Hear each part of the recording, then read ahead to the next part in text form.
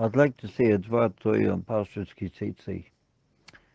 We say the parsha talks about the Ishis Yafas Torah, and Rashi says Lo Dibra Torah Ele Keneget Yitzhahora. What does that mean? What does that mean exactly? Lo Dibra Torah Ele Keneget Yitzhahora. That you tell the person you want to take that Yafas Torah, take her, do what you want with her. The answer is that the Torah goes into Soif Dato Shel Odom. The Torah goes deep down in a person's heart by telling us that to go head by head to the Yetzer Hara, that is impossible. If the Yetzer Hara comes to a person and tells him, be Mechalel Shabbos, and the person says, no, I'm not going to be Mechalel Shabbos, or the Yetzer Hara comes to a person and says, you're thirsty, there's a can of cola in the store, break the glass, and take the can of cola. You go to the Yetzer Hara Rosh Barosh, head by head, it's impossible. But what can you do to take the koich of the Yetzer Hara away? By telling the Yetzer Hara, of course I'll do what you want me to do. Whatever you want me to do, I'll do. The second the Yetzer Hara knows that a person wants to do that thing, the koich and the cheshek of the Yetzer Hara goes down. The Gemara says, Maim gnuvim yintoku. Stolen water is sweet. A person has got a Yetzer Hara to do an Avera because the Torah says it's also forbidden. Once the Torah tells a person, you want to do something, do it, then the cheshek from the Yetzer Hara goes down. And the raya is from the Yerushalmi. The Yerushalmi says in Masechtas Yoma that Rav Chagai was on Yom Kippur. He looked very, very bad, like half fainting. Rabbi Mana, who's the rabbi there, saw the face of Rav Chagai and told him, why don't you drink? You're allowed to drink and eat in this matzav. In this matzav you don't feel good, you're allowed to go and drink. After a certain time, the rabbi saw the Talmud. His whole face, the whole colors of the face changed. Were completely different. So he told him, he asked him, what, you went to drink something?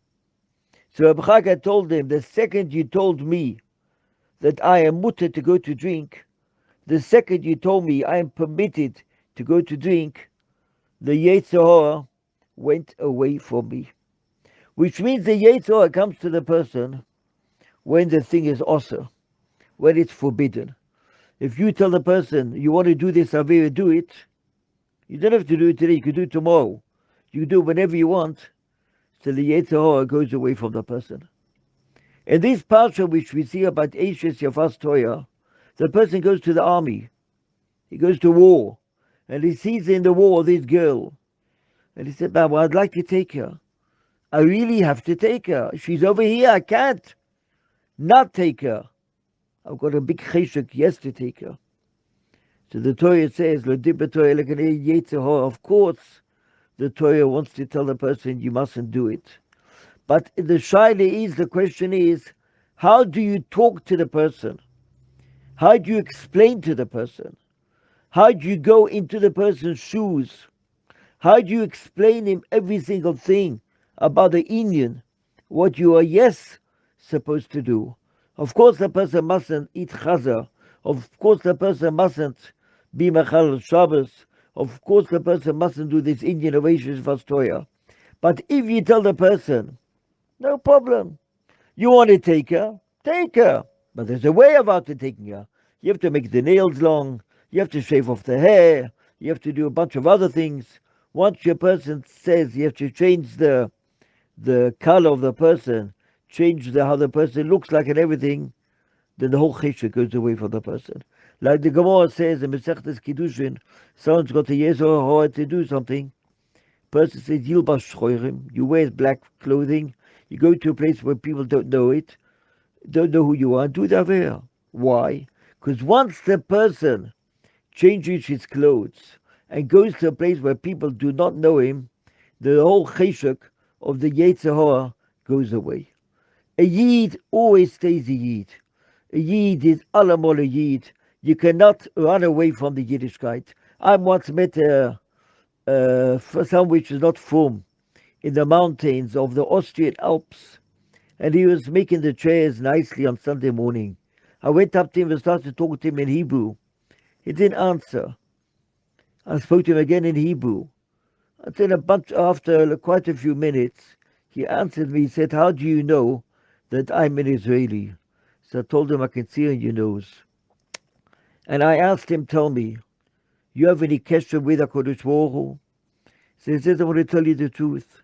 Whatever I do, wherever I go, whatever day it is of the year, I feel an inside voice telling me, Uzi, Ata Yehudi. Uzi, you are Jewish." Which means to say, even if I'm have no kesher with Yiddishkeit, but I've got a voice inside telling me, Reb Yid, you are Jewish. Reb Yid, you cannot dismantle your kesher with HaKadosh Baruch Hu. Because the kesher which we have HaKadosh Baruch Hu, that HaKadosh Baruch Hu created us, HaKadosh Baruch Hu Odom ve'ishtoi, HaKadosh Baruch Hu ish ve'isho, HaKadosh Baruch Hu gave us the koyach, that part of our koyches comes from HaKadosh Baruch Hu. Of course, it's not possible for a person to be midnatek, for a person to cut off completely his kesher with Melech Malchei Amlochim HaKadosh Baruch Hu. And whatever madrega a Yid comes, whatever a matzav a Yid comes, the Yid is always joined to Melech Malchei Amlochim HaKadosh Baruch Hu. Which if a Yid asks you a question, shall I be Mechal Shabbos? Shouldn't I be Mechal Shabbos? And you know that the person is hesitating, al yedei, through the good words and the warmth you give to the person, and you explain him what is mutter, what is oser. Are you allowed to do this? Are you not allowed to do this? How can you do this? Is it mutter to do this?